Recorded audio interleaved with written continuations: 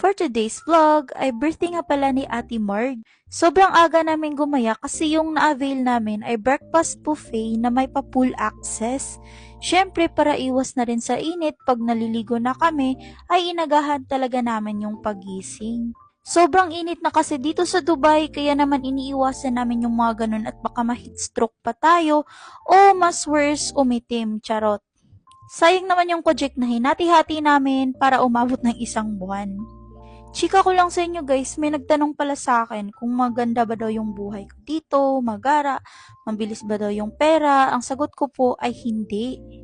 Oo, sa mga videos ko, masarap yung buhay ko tingnan, pero sa totoo hindi talaga. Oo, madaming opportunity dito, pero bukod dun ay may kasama kang pressure, yung pagod talaga at kailangan mo talagang maging independent pag andito ka na sa abroad. Pero kung